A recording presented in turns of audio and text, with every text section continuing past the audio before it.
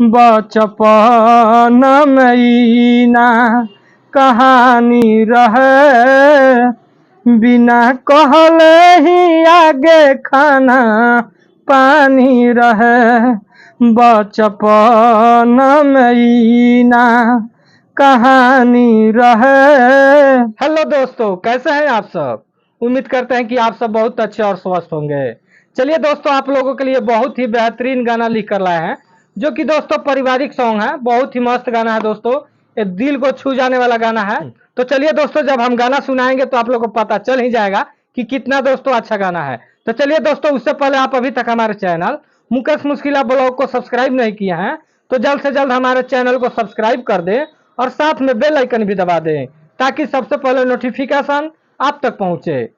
तो चलिए दोस्तों, गाना सुनिए। चार पैसा कमाएला जातानी शहर, सब कहता घर से जल्दी बहर। चार पैसा कमाएला जातानी शहर, सब कहता घर से जल्दी बहर। चार पैसा कमाएला जातानी शहर, चार पैसा कमाएला जातानी शहर, सब कहता घर से जल्दी बहर। ताना मारता कहता भूखे कहर, सुन के बतियाई दिल में उठता लहर। ताना मारता कहता भूखे कहर, ताना मारता कहता भूखे कहर, सुन के बतियाई दिल में उठता लहर। चार पैसा कमाएला जातानी शहर, चार पैसा कमाएला जातानी शहर, सब कहता घर से जल्दी बहर।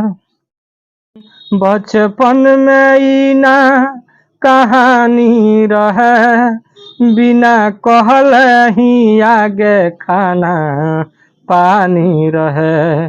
बचपन में ई ना कहानी रहे, बिना कहले ही आगे खाना पानी रहे। चूक भइल बा कहवा केहू करे ना पहर, चूक भइल बा कहवा केहू करे ना पहर। मन करे अब खा के मर जाई जहर।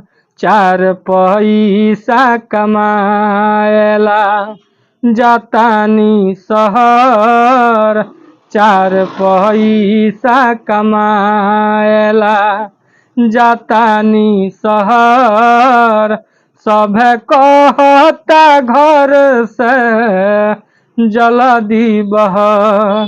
देखिए दोस्तों, गाना बहुत जबरदस्त है। अगर आप गाना चाहते हैं तो आप हमसे संपर्क कीजिए, आपको गाना फुल दे दिया जाएगा। जी हाँ दोस्तों, आप चाहे नए सिंगर हो चाहे पुराने सिंगर हो, कोई भी सिंगर इस गाना को गा सकता है। लेकिन दोस्तों, आप अपने हिसाब से डमी देकर इसका म्यूजिक बनवाइएगा, उसके बाद गाइएगा। तो चलिए दोस्तों, आप जल्द से जल्द हमसे संपर्क कर लीजिए, ताकि गाना हम आपको दे दे और आप दोस्तों किसी भी स्टूडियो में जाकर गा ले। धन्यवाद दोस्तों। चार पैसा कमाएला जातानी शहर, चार पैसा कमाएला जातानी शहर, सब कहता घर से जल्दी बहर।